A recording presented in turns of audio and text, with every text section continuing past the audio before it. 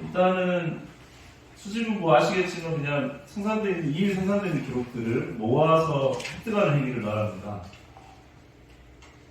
수집 방법을 왜 작성을 하느냐? 수집할 당시에 변수가 많기 때문에 그렇습니다.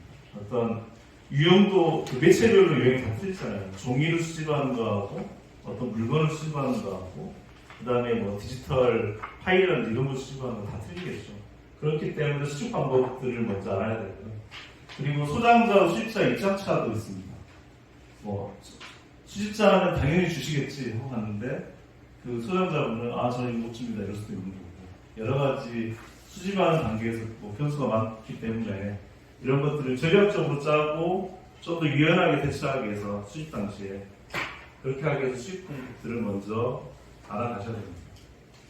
일단 수집할 때는 크게 여러 방법들이 있습니다. 첫째는 실물 수집.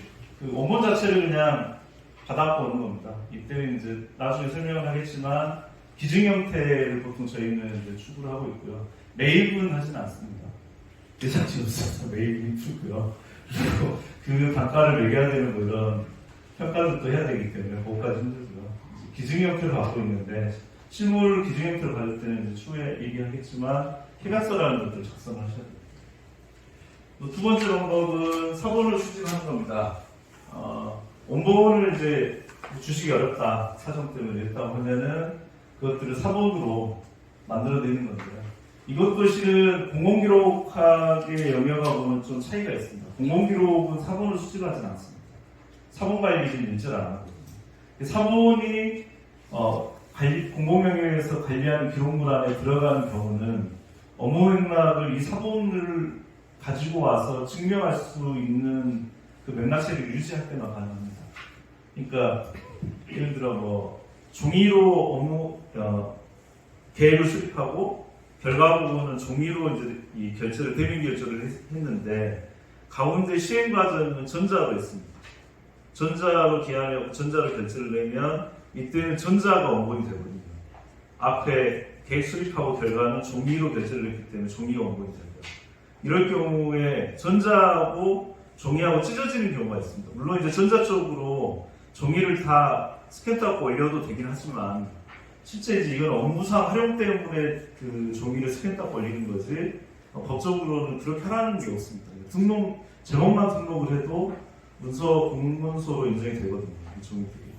그렇기 때문에 예를 들어 뭐 스캔 따고 올리지 않는다고 하면 기록이 종이 따로 그 다음에 전자 따로 찢어져 버리는 현상이 생기죠.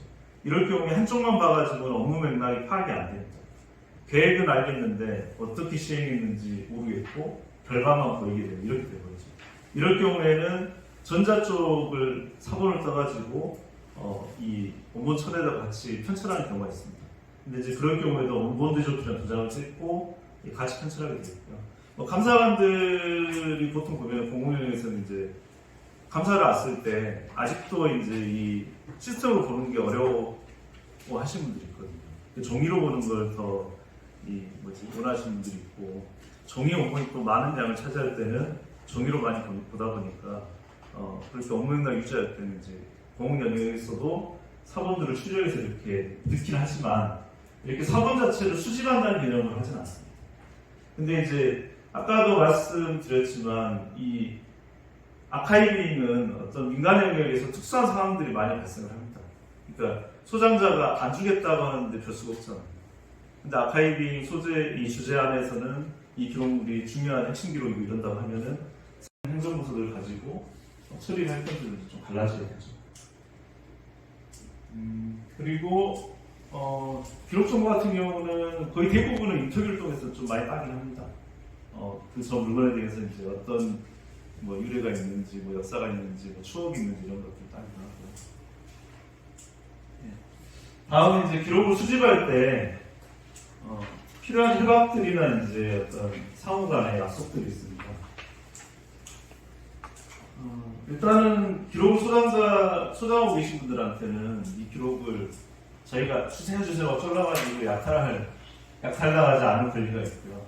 두 번째는 그분의 기록을 함부로 이제 저희가 사용하지 않는 이런 권리가 있죠. 그분한테는. 그래서 이제 아까 그 과제로 제출하신 이런 것도 이거 다 개인 기록이라고 보고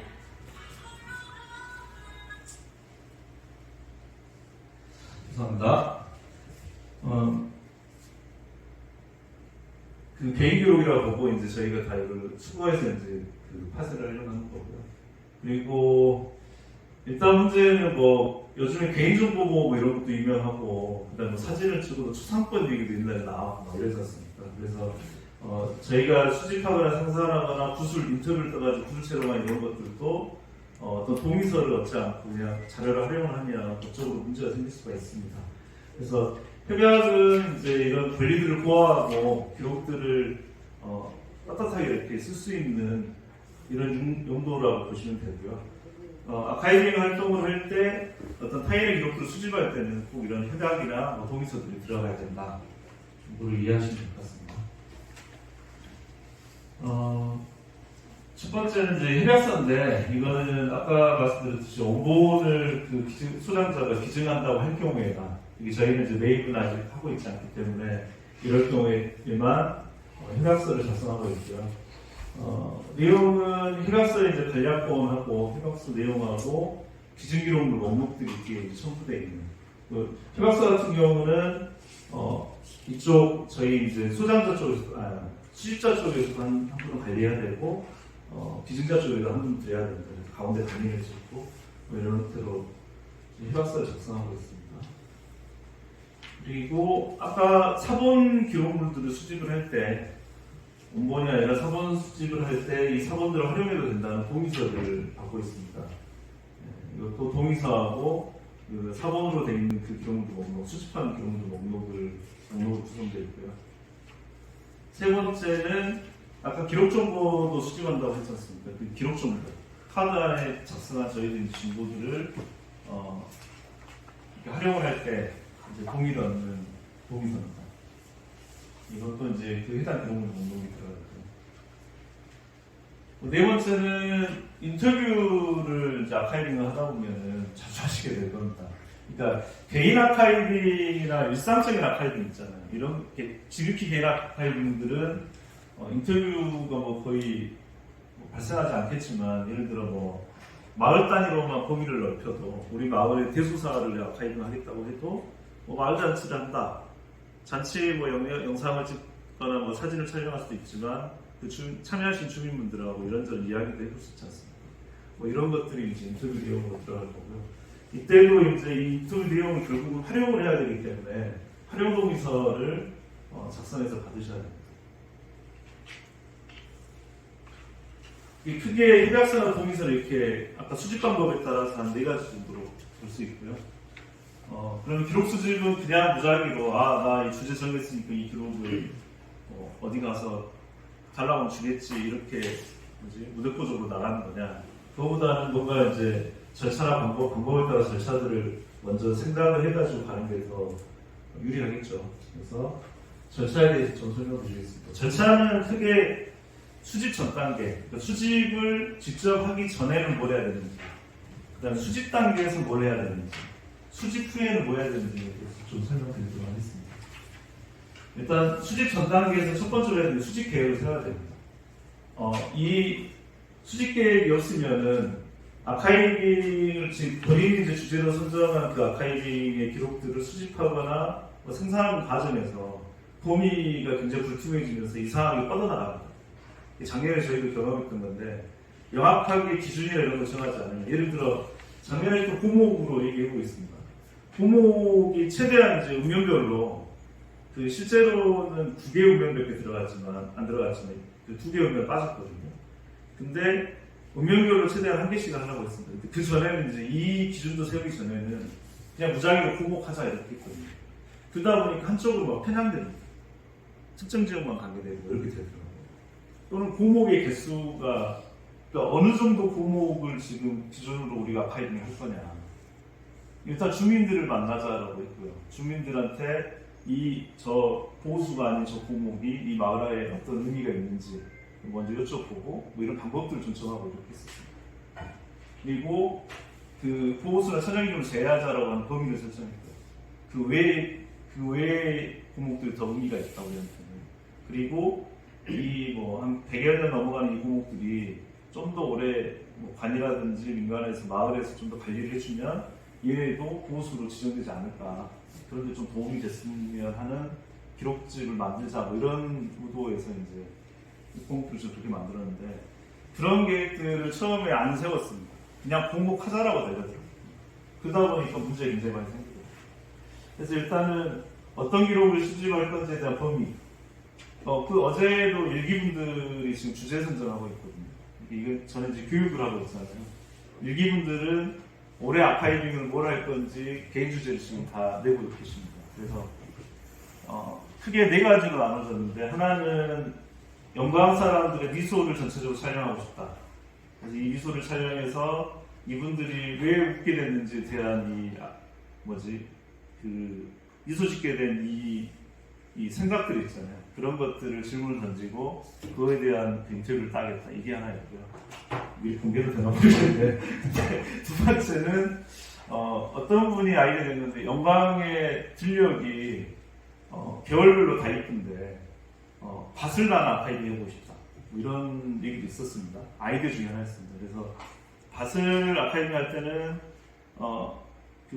근데 이제 이런 계획이 없었어요. 그분은 이제 어느 정도 범위 내에서 이렇게 뭐 대마면만 할 건지 백순만 할 건지 이런 범위부터 시작해서 아니면 월별로 읍면당 한 개씩 다 할 건지 그리고 이제 그 밭 주인들을 직접 찾아가서 이 밭에 뭘 심었는지 뭐 계획이 어떤지 이런 걸 아카이빙 인터뷰를 할 건지 뭐 이런 것도 이제 계획은 없었지만 뭐 이런 소재도 있었고요.